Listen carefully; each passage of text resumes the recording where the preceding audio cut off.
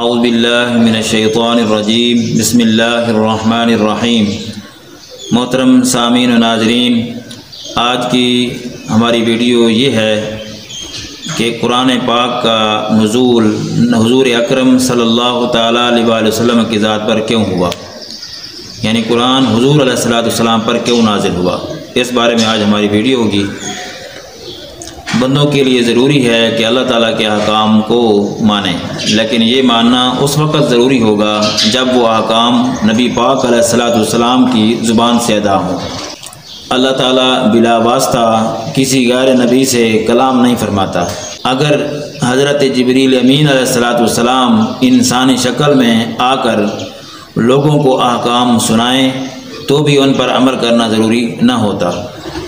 اسی طرح کوئی غیر نبی خواب یا الہام کے ذریعے یا کسی غیبی آواز کے ذریعے کسی حکم پر مطلع ہو جائے تو اس کا ماننا شرعاً لازم نہیں ہوگا، جیسا کہ مشکوٰۃ شریف کی ابتدا میں ایک حدیث پاک موجود ہے کہ حضرت جبریل امین علیہ السلام ایک مرتبہ انسانی شکل و صورت میں سائل بن کر نبی پاک علیہ السلام کی بارگاہ میں حاضر ہوئے۔ جب وہ آپ کی خدمت میں حاضر ہو گئے تو حضور اکرم صلی اللہ علیہ وسلم سے یہ سوالات کیے کہ حضور فرمائیں ایمان کیا ہے، پھر سوال کیا حضور اسلام کیا ہے، پھر سوال کیا حضور احسان کیا ہے۔ تو ان کے سوالات کے جوابات حضور اکرم صلی اللہ علیہ وسلم نے ارشاد فرمائے۔ جب وہ سوالات پوچھ کر اور جوابات سن کر چلے گئے تو آپ صلی اللہ تعالیٰ علیہ وآلہ وسلم نے مزید ارشاد فرمایا کہ یہ جبریل امین تھے، تمہیں تمہارے دین کی باتیں سکھانے کے لیے آئے تھے۔ اب غور کرنے کا مقام یہ ہے کہ حضرت جبریل امین علیہ السلام نے خود لوگوں سے مخاطب ہو کر یہ نہیں کہا کہ میں جبریل امین ہوں اور تمہیں فلاں فلاں بات کا حکم کرتا ہوں، تم اس حکم کی اطاعت کرو، اس حکم کی اطاعت کرو۔ آپ نے اس طرح نہیں کہا کیونکہ وہ جانتے تھے کہ میری اطاعت ان پر واجب نہیں ہے، اس لیے حضور اکرم صلی اللہ علیہ وسلم کی زبان پاک کے ذریعے وہ کلمات لوگوں کو سنوائے۔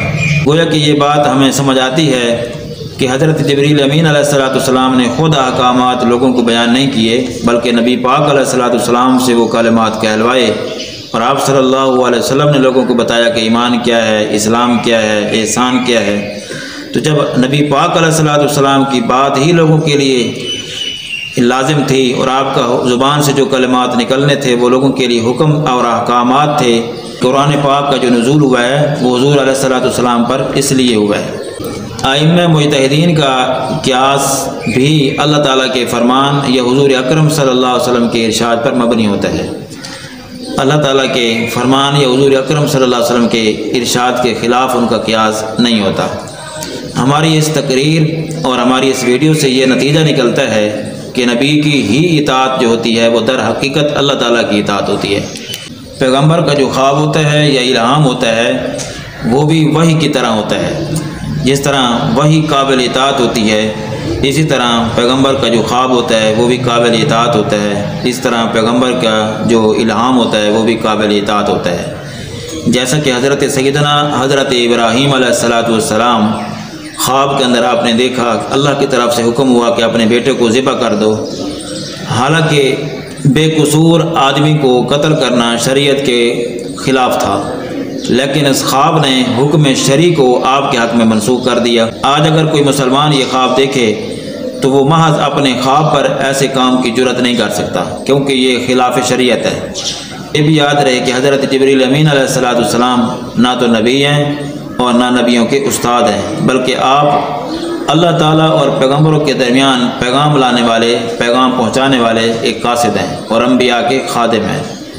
تو گویا کہ جو پیغام لانے والے تھے، جو وحی لانے والے تھے، قرآن لانے والے تھے، چونکہ نبی پاک علیہ السلام کی زبان سے نکلی ہوئی بات ہمارے لیے حکم کے طور پر لازم تھی، تو جس طرح آپ فرماتے گئے وہ شریعت کے احکامات بنتے گئے، تو آپ کی زبان مقدس کی برکت اتنی تھی کہ اللہ رب العالمین نے آپ صلی اللہ علیہ وسلم پر قرآن کو نازل فرمایا۔ اس لیے یہ بات ظاہر ہوتی ہے کہ قرآن پاک نبی پاک علیہ السلام پر نازل ہوا۔ آپ صلی اللہ علیہ وسلم پر کیوں نازل ہوا؟ کیونکہ آپ کی بات جو ہے وہ لوگوں کے لیے حکم کے طور پر ہے۔